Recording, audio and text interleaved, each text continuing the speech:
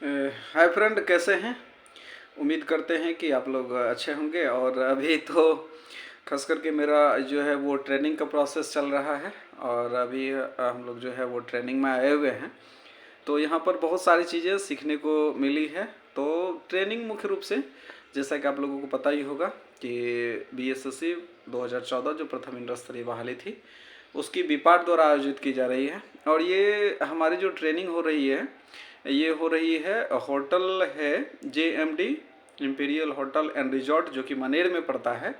तो मनेर पटना में ये ट्रेनिंग हो रही है। और इस प्रकार से देख सकते हैं कि बहुत ही एक तरह से कहिए कि शानदार होटल है। और यहाँ पर रहने का व्यवस्था है, फिर टेलीविजन्स वगैरह लगे हुए हैं, बाकी मतलब अच्छी है व्यवस्था। और मुख्य रूप से मैंने चाहा कि आप लोगों से थोड़ा दो शब्द बातें करूं। और क्या क्या आज फर्स्ट डे था चूँकि, और अंदर से कहीं ना कहीं ये चीज़ें हो रही थी कि अब पता नहीं ट्रेनिंग में क्या होता है, कैसे होता है। तो ये चीज़ें जो मन में चल रही थी वो आज मैंने पहली बार देखा, और रियली ये बहुत अच्छा लगा। कुछ आप लोगों को भी शेयर करने वाले हैं। तो बस आपसे इतनी ही गुजारिश है कि थोड़ा सा 5 मिनट तक आप अपना प्यार बनाए रखिए, और देखते हैं उसमें हम लोग सारी चीज़ को डिस्कशन करेंगे। जैसे कि ये जो मनेर में है, सबसे पहले तो हम लोगों की एंट्री जो हुई वो कल 1 जनवरी को हुई।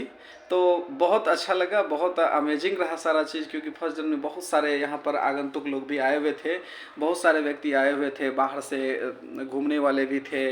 और बहुत ऐसे व्यक्ति थे जो कि यहाँ पर आए थे घूमने के लिए। और पिकनिक मनाने आए थे। बगल में झरना चल रही थी। फिर मनेर तो जान ही रहे हैं कि यहाँ पर एक मज़ार है, वो था। बगल में रिवर है। तो ये सारा चीज़ फिर बहुत अच्छा लग रहा था। और मुख्य रूप से ये कहिए कि ट्रेनिंग जो होता है ना, मतलब कह सकते हैं कि training is the most important part of human life. If you want to get success in human race, you should have to observe training. तो ट्रेनिंग को ऑब्जर्व करना, ट्रेनिंग को लेना, ये एक तरह से कहिए कि एक अच्छी मौका है। और सबसे ज़्यादा तो हम अपने आप को भाग्यशाली इसलिए कर रहे हैं कि बीपाट द्वारा जो आयोजित हो रही है, बिहार लोक प्रशासन के द्वारा, तो उसके द्वारा जो ये ट्रेनिंग हो रही है, तो यह एक अहम पहलू है कि इतने अच्छे प्रतिष्ठित संस्थान के द्वारा हमें ट्रेनिंग मिल रही है। बहुत अच्छा, बहुत अच्छे अच्छे उस्ताद हैं यहाँ पर।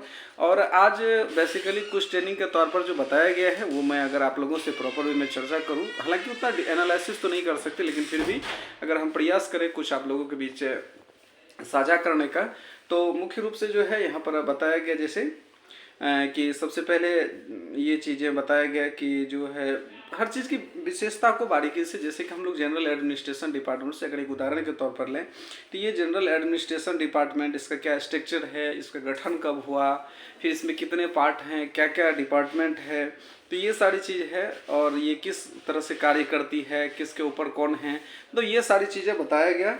और इसके बाद बहुत सारी पहलुओं पर बातचीत हुई। जैसे कि अब मान लीजिए कि सचिवालय है, तो सचिवालय, बिहार सचिवालय की बात की जा रही है। तो इसमें सचिवालय कितने हैं? जनरली हम लोग एक जानते थे, एक सचिवालय, दो जानते थे, लेकिन दो, एक, दो, तीन और इससे ज़्यादा, चार और इससे ज़्यादा भी सचिवालय हैं।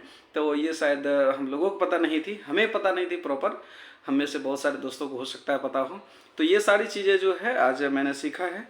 और सबसे पहली बात है राज्यपाल, जिसको हम लोग कहते थे कि राज्यपाल के पास कितनी शक्तियाँ होती है और ये किस प्रकार से शक्ति होती थी, इसका जो बहुत जगह साइन वगैरह का उपयोग नहीं होता, आखिर ऐसा क्यों होता है। तो राज्यपाल जो है वो शक्ति का बंटवारा कर देते हैं।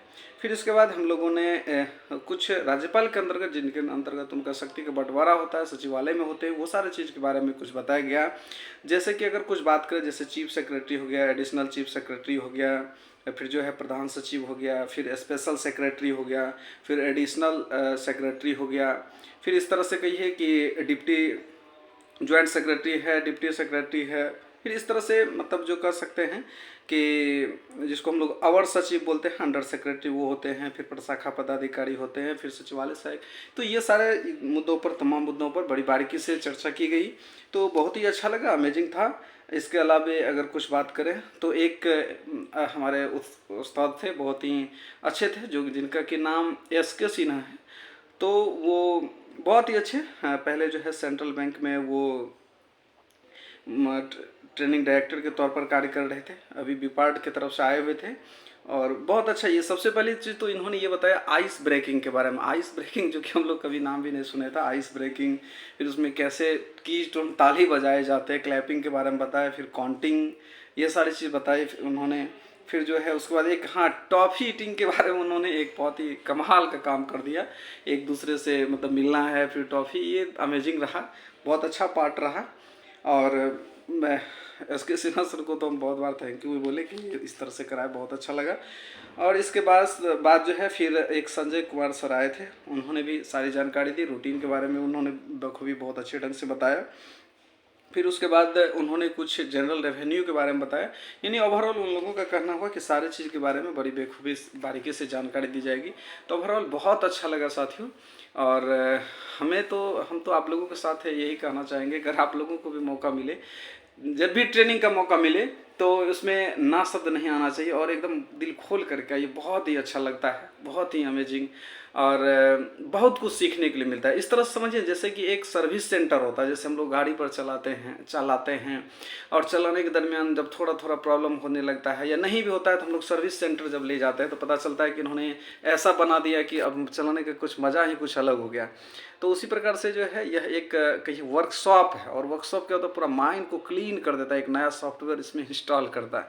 इस तरह से जो पढ़ाई लिखाई हमने की वो अलग क्षेत्र था, लेकिन ट्रेनिंग एक बहुत ही अहम मुद्दा बनता है, बहुत ही मतलब लाइफ का एक अच्छा पार्ट होता है।